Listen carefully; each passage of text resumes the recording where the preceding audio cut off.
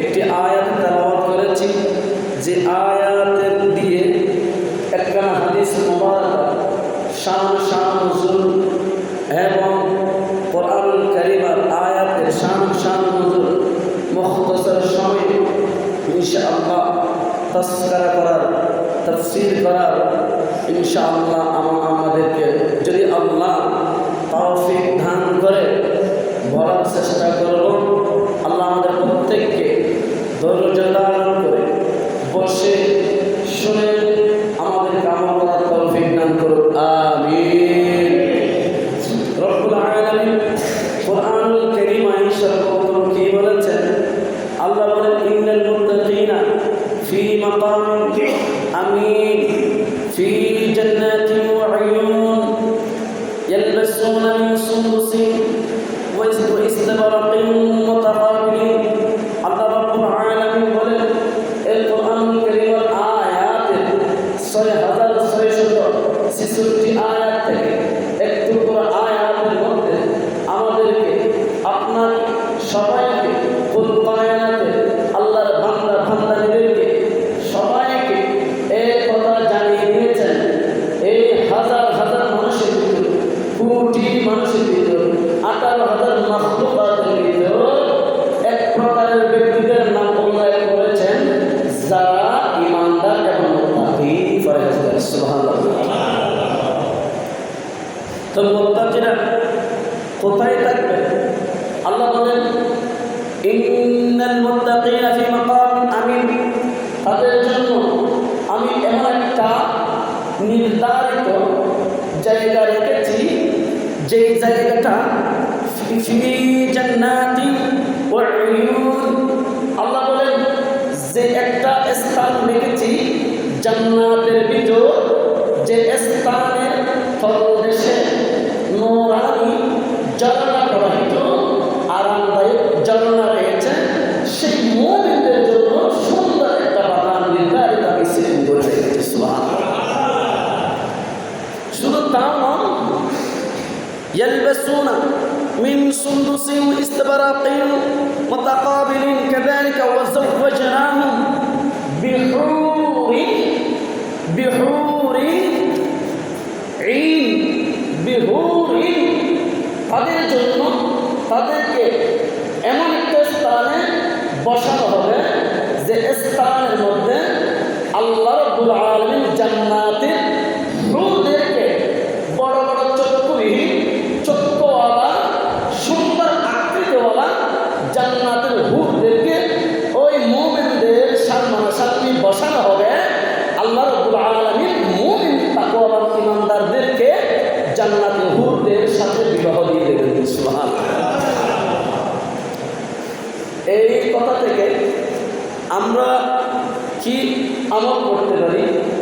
জান্নাতি ব্যক্তিদেরকে আল্লাহ এমন একটা স্থান দিবেন, আল্লাহ এমন একটা স্থান নির্ধারিত করে রেখেছেন, যে স্থানে বসা মাত্রই সামনাসামনি বড় বড় চক্ষুওয়ালা সুন্দর আকৃতিওয়ালা জান্নাতি হুরদেরকে সামনাসামনি বসানো হবে।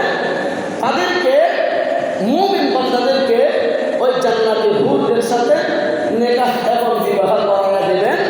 আল্লাহ তাদের জন্য এমন একটা স্থান বরাদ্দ করে রেখেছেন। সুবহানাল্লাহ। সালাতুল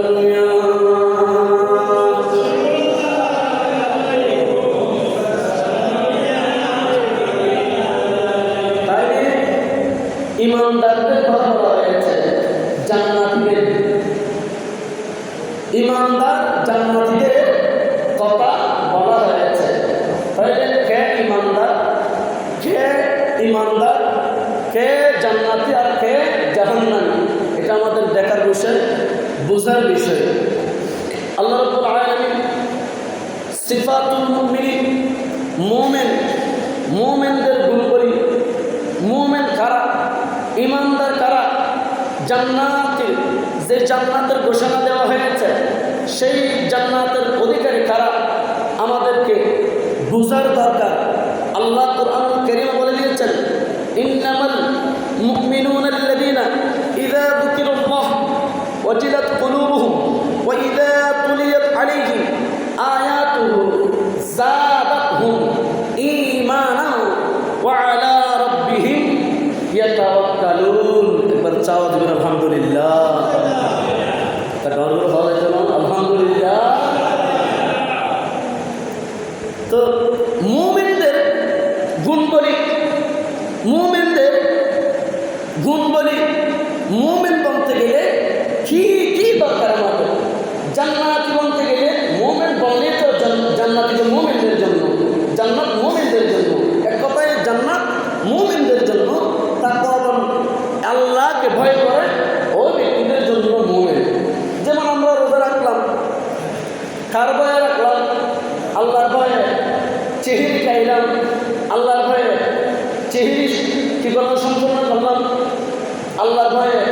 যত সময় খেয়ে উঠলাম আল্লাহর ভয়ে।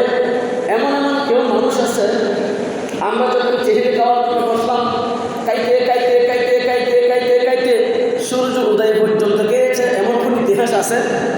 নাই বলেন না, আছে? নাই।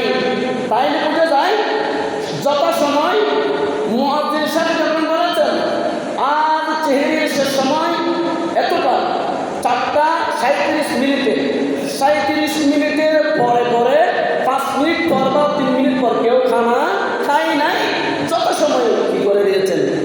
শেষ করে দিয়েছেন। তাইলে এটা হচ্ছে কি আল্লাহর ভয়, যেটার দলিল হচ্ছে ইত্তাকুল্লাহ, আল্লাহকে ভয় করো। তাইলে আমরা আল্লাহকে ভয় করে যথাসময়ে খাওয়া সম্পূর্ণ করলাম। সুবহানাল্লাহ। এটা হলো মুমিনদের গুণবলি এবং ইমানদারদের গুণবলি।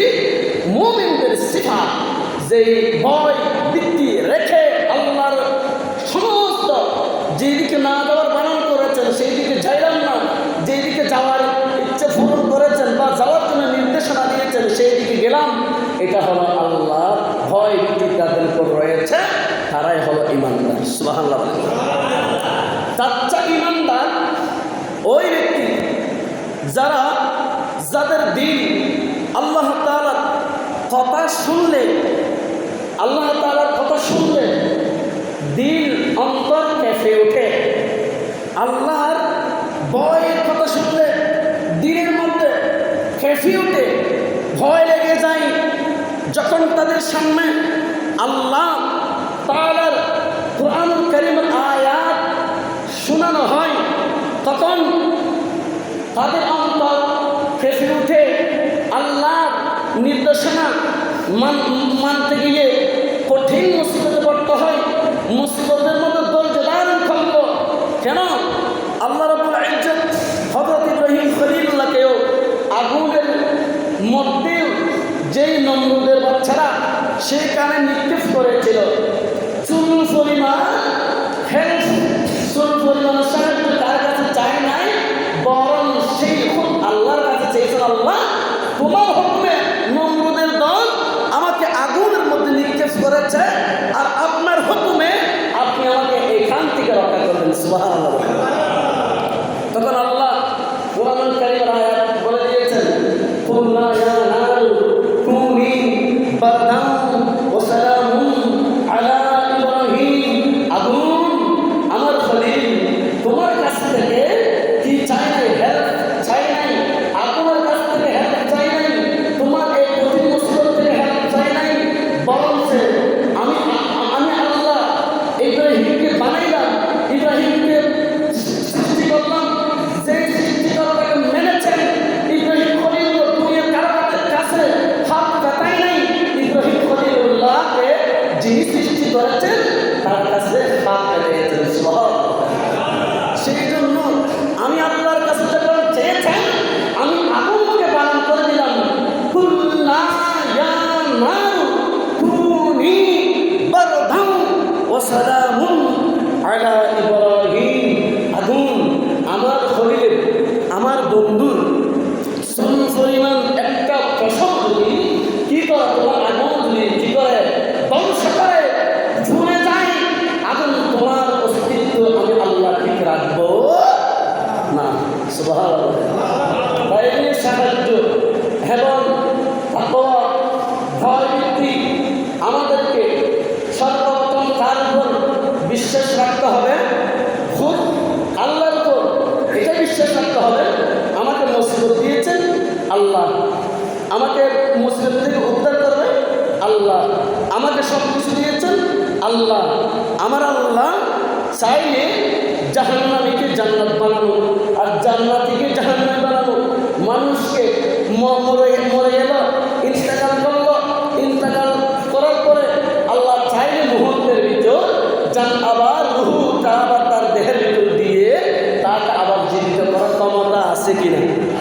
আরেকটা আছে কিনা? তাইলে সেই বয় ব্যক্তি যার অন্তরের ভিতর আছে তাকে বলা হয় মুমিন, ইমানদার, তাকওয়াবান। তাদের জন্য আল্লাহ জান্নাতিন তাজরি মিন তাহতিহাল আনহার, এমন একটা জান্নাতের স্থান স্থান বরাদ্দ করে রেখেছেন জান্নাতীদের জন্য, যে জান্নাতের তলদেশে নূরানি ঝর্ণার পানির ব্যবস্থা রয়েছেন। সুবহানাল্লাহ। আল্লাহুম্মা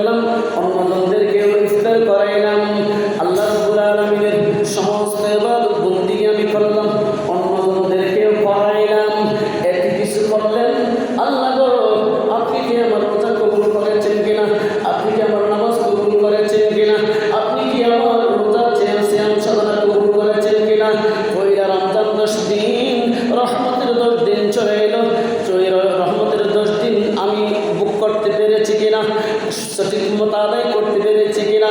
মাগফিরাতের 10 দিন, রহমতের 10 দিন, নাজাতের 10 দিন চলে যাচ্ছে। এই ইবাদত গুজারিগুলি আপনার দরবারে কবুল হয়েছে কিনা? এই কথা থেকে হযরত ফির দস্তগীর আব্দুল কাদের জিলানী আল-জিলানী আল-হাসান ওয়াল হুসাইন ওয়াল বাগদাদি রাদিয়াল্লাহু তাআলা আনহু, তিনি একখানা কিতাব লিখেছেন, যেই কিতাবের নাম বুনিয়াতুত তালিবিন কিতাবে। তিনি এই কিতাবের মধ্যে ইবাদত নিয়ে, আমল নিয়ে, ইবাদত নিয়ে 10টা বিষয়ের প্রতি লিখেছেন। একটা চ্যাপ্টার লিখেছেন 235 নম্বর পৃষ্ঠার মধ্যে বুনিয়াতুত তালিবিন কিতাবের মধ্যে গৌস পাক রাদিয়াল্লাহু তাআলা নোট করেছেন 10টা বিষয়ের উপর যতক্ষণ পর্যন্ত আল্লাহর বান্দাদের ফরজ মনে করে নেবে না, ততক্ষণ পর্যন্ত আপনার নামাজ, আপনার রুকু, আপনার সিজদা, আপনার ইবাদত গুজারি কোনো কাজে আসবে না। কয়টা জিনিস? কয়টার উপর আমল? 10টি বিষয়ের উপর যতক্ষণ পর্যন্ত ফরজ মনে করে নেবে না, ততক্ষণ পর্যন্ত আপনার ইবাদত বন্দেগীগুলি কখনো কোনো কাজে আসবে না। আল্লাহ রাব্বুল আলামিন পবিত্র কুরআনুল কারীমের আয়াতে 10টা বিষয় নোট করেছেন। গৌস পাক রাদিয়াল্লাহু তাআলা তিনি নোট করেছেন, আল্লাহ রাব্বুল আলামিনের কুরআনুল কারীমের মধ্যে বলেছেন, ওয়ালা ইয়াগতাব বা'দুকুম বা'দা ওয়ালা ইয়াগতাব বা'দুকুম বা'দা, তোমরা একে অন্যের গীবত যতক্ষণ পর্যন্ত নিজের থেকে কি করবেন না, ডিলিট করবেন না, যতক্ষণ পর্যন্ত অন্তর থেকে ডিলিট করবেন না, যতক্ষণ পর্যন্ত একে অপরজনের গীবত কি করবেন না, বিদায় করবেন না। আপনার রুকু, আপনার সিজদা, আপনার কোরআন তেলাওয়াত, আপনার ইবাদত গুজারি, কিয়ামুল লাইল আপনার কোনো কাজে আসবে না।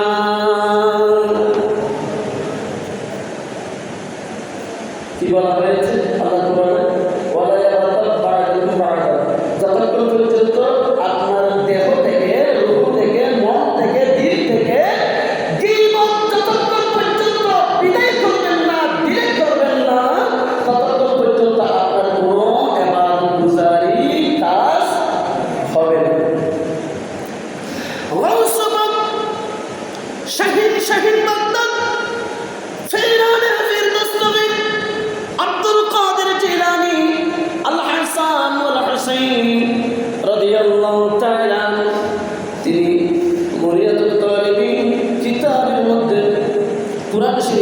আয়াত নিয়ে কোরআন শরীফের আয়াত 5 কিতাবের মধ্যে নোট করে 10টা বিষয় সম্পর্কে বলা হয়েছে। একটা আমরা পেয়ে গেলাম। দ্বিতীয় নাম্বার বিষয় হলো কি জানেননি? আল্লাহ রাব্বুল আলামিন পবিত্র কোরআনুল কারীমে বলেছেন, ইজতানিবু কাসীরাম মিনায-যন্নি ইন্না বা'দায-যন্নি ইসমুন। তোমরা কুদারণা থেকে বেঁচে থাকো, কুদারণা হতে বেঁচে থাকো।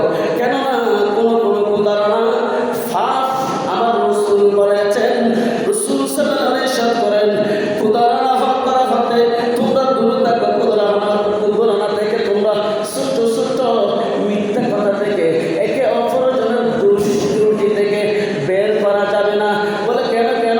এটা বড় ধরনের মিথ্যা ফাঁসটা, ওই ধরনের কাজ থেকে সমস্ত 18,000 মাখলুকাতের মধ্যে মানুষ আমরা যারা ইবাদত বন্দেগী করি, রাসূলের উম্মত বনে গিয়েছি, রাসূল সাল্লাল্লাহু আলাইহি ওয়াসাল্লামের উম্মত দাবিদার করি আমরা।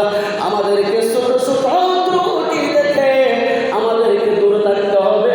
কেন ছোট ছোট ত্রুটি আপনার ইবাদত ধ্বংস করে দিবে। কয়টা পাইলাম? 2টা। একটা হলো কুদারণা, কোরআনের আয়াত দিয়ে আল্লাহ বলেছেন কুদারণা থেকে বেঁচে থাকো। কুদারণা অনেক খারাপ। আমার রাসূল বলেছেন কুদারণা থেকে তোমরা বেঁচে থাকো। কেন? এটা মিথ্যা। এটা মিথ্যা একটা বড় ধরনের একটা বড় কাজ, যে কাজ থেকে ছোট থেকে বড় হয়ে যায়।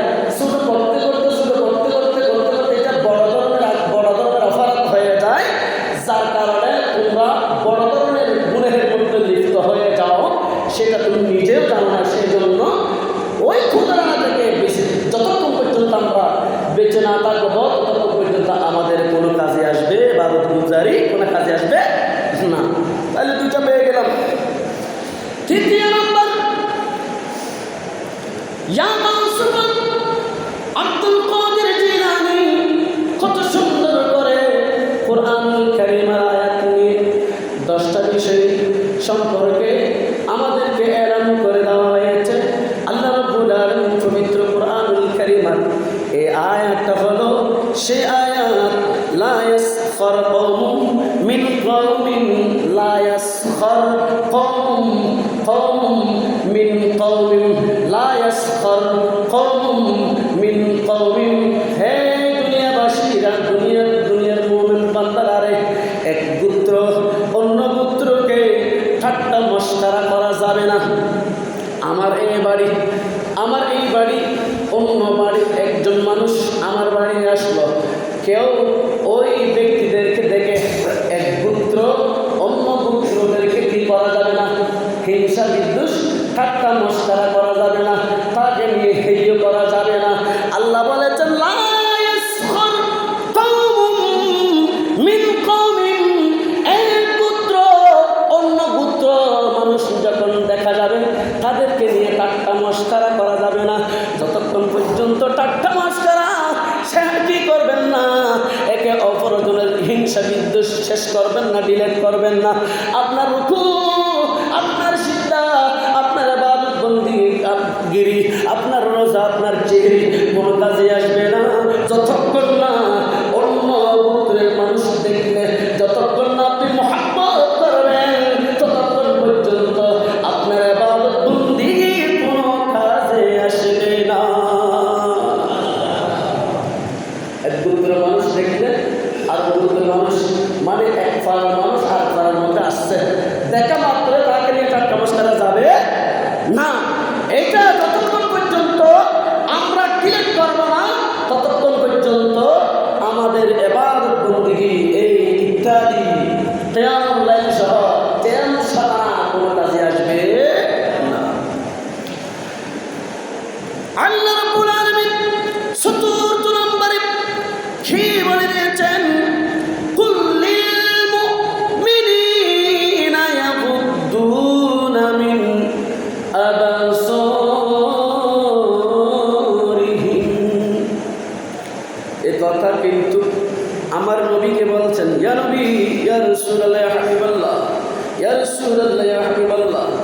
তাদেরকে বলে দিন, সবাইকে বলে দিন, তারা যেন নিজের চোখ যেন নির্মগামী রাখে। সুবহানাল্লাহ বলেন।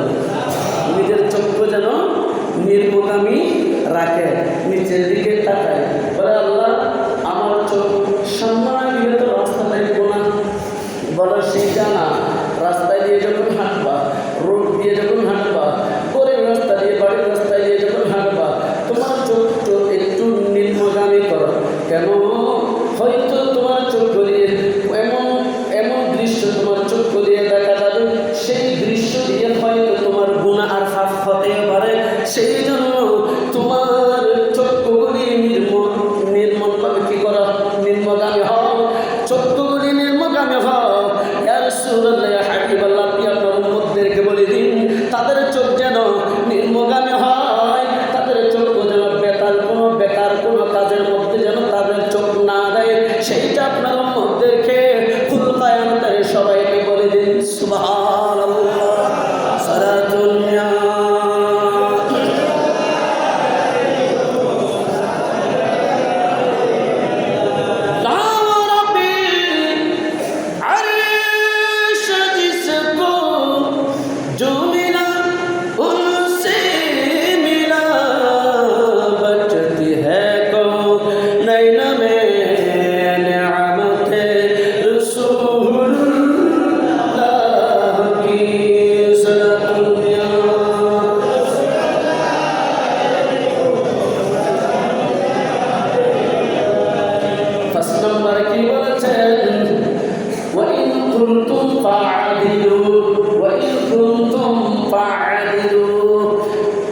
সত্য কথা বলবে। আল্লাহ পাক ইরশাদ করেন, ওয়া ইন কুনতুম ফা'দিলু, যখন তোমরা কথা বলবা তখন তোমরা ইনসাফের সাথে কথা বলবা। সুবহানাল্লাহ। যখন কথা বলবা তখন কিসের সাথে বলতে হবে? ইনসাফের সাথে কথা বলতে হবে, যেন মানুষ ভয় না পায়, যেন কথায় যেন মানুষ কষ্ট না পায়, কথায় যেন মানুষ মনে কষ্ট না পায়। ওই ইনসাফের সাথে কথা বলতে হবে। যতক্ষণ পর্যন্ত ইনসাফ কি জিনিস সেটা আমরা বুঝবো না, ততক্ষণ পর্যন্ত আমাদের নামাজ, রোজা, হজ, যাকাত ইত্যাদি ইত্যাদি কোনো কাজে আসবে না। বলেন না, কোনো কাজে আসবে না। ষষ্ঠ নম্বর, বালিল্লাহু ইয়ামুন্নু আলাইকুম আন হাদাকুম লিল ঈমান। আল্লাহ তোমাদের উপর দয়া করেছেন, তিনি তোমাদের ঈমানের পথ দেখাইয়ে দিয়েছেন। আল্লাহ বান্দাদের উপর দয়া করেছেন, আবার ঈমানের পথ বা রাস্তাও দেখাই দিয়েছেন। আমাদেরকে দয়াও করেছেন, ঈমানের রাস্তাও দেখাই দিয়েছেন, সঠিক রাস্তাও দেখাই দিয়েছেন, ইহদিনাস সিরাতাল মুস্তাকিম রাস্তাও দেখাই দিয়েছেন, জান্নাত জাহান্নামের রাস্তাও দেখাই দিয়েছেন। আমাদেরকে দয়া করে হযরত আদম থেকে শুরু করে ঈসা রূহুল্লাহ পর্যন্ত আল্লাহর নূর নবীদের উম্মত বানিয়েছেন। এমনকি আমরা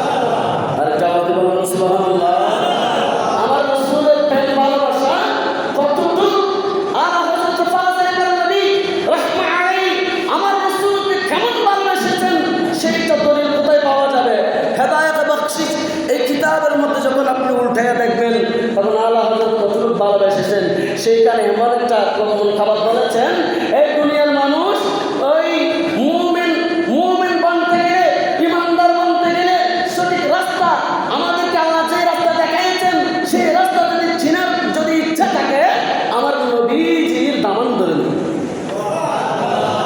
আমার নবীজির দামান ধরো, আমার নবীজির এশকে মহব্বত অন্তরে ধারণ করো, দেখবা ইহদিনাস সিরাতাল মুস্তাকিম রাস্তা পেয়ে গেছো। সুবহানাল্লাহ। সেই জন্য আরো অনেক বাকি রয়ে গেছে, সময় 10 হয়ে গেছে, যেহেতু আরো কথা আছে, সেজন্য আল্লাহ রাব্বুল ইজ্জত আমাদেরকে 10টি বিষয় সম্পর্কে আমাদেরকে যেন অবগত করে জেনে শুনে আমরা এই 10টি বিষয় আমল করলে করতে পারলে আমাদের দিন, দুনিয়া, আখিরাত, খবরের জগৎ, এই দুনিয়ার জগৎ, খবরের জগৎ, সিদ্ধাতুল কবর, অন্ধকার কবর, যে কবরের মধ্যে কুল ইয়াতাওয়াফাকুম মালাকুল মাউতিল্লাযী উকিলা বিকুম সুম্মা ইলা রাব্বিকুম তুরজাউন, যে কবরের মধ্যে, যে কবরকে বলা হয়েছে সিদ্ধাতুল কবর, যে কবরকে বলা হয়েছে আযাবের কবর, যে কবরকে বলা হয়েছে অন্ধকার কবর, আবার যে কবরকে বলা হয়েছে সংকীর্ণ কবর, আবার কারা জন্য এটা সিদ্ধাতুল কবর নয়, এটা জান্নাতুল বাগিচা। সুবহানাল্লাহ। সেই জন্য আল্লাহ তাআলা বলেন, সেই জায়গাতে যদি ইচ্ছা পোষণ করো তোমরা কি করো, রাসূলের তাআযীম করো, রাসূলের ভালোবাসা। সেই জন্য তো আর একটা মূল খাবারের মধ্যে আমরা প্রমাণ পাই, ইয়া রাসূলুল্লাহ আমরা তো না বুঝে না শুনে করেছি দিন দুনিয়া, এই অন্ধকার কবর একটু আপনার নূরানি চেহারার ঝলক দিয়ে হলেও আমাদেরকে এখান থেকে বাঁচা যাবে না। সেই মন খাবারটা আমি বলে থাকি সবসময়, মে কবরে अंधगिरी में घबराऊंगा जब तन्हा, इमदाद मेरी करने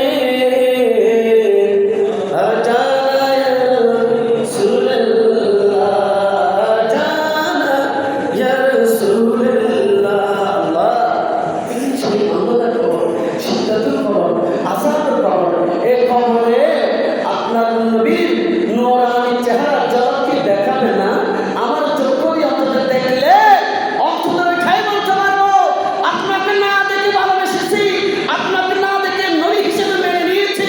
ইয়া রাসূলুল্লাহ আপনাকে ভালোবাসতে কবরে আসলাম, এটা যদি আমার জন্য অন্ধকার কবর হয়, ইয়া রাসূলুল্লাহ আমাকে চেহারা দেওয়ার জন্য কেউ নাই, অন্তত আপনার চেহারা মোবারক থেকে নূরানি তাজাল্লি আমার কপালে চোখে নসিব করুন। সুবহানাল্লাহ। আল্লাহ আমাদের প্রত্যেককে বুঝার, আমল করার তৌফিক দান করুন। আমিন বলেন। আরেকটা আওয়াজ দিয়ে বলে আমিন। ওয়া আখিরু দাওয়ানা আনিল হামদুলিল্লাহি রাব্বিল আলামিন। আসসালামু আলাইকুম ওয়া রাহমাতুল্লাহি তাআলা ওয়া বারাকাতুহু।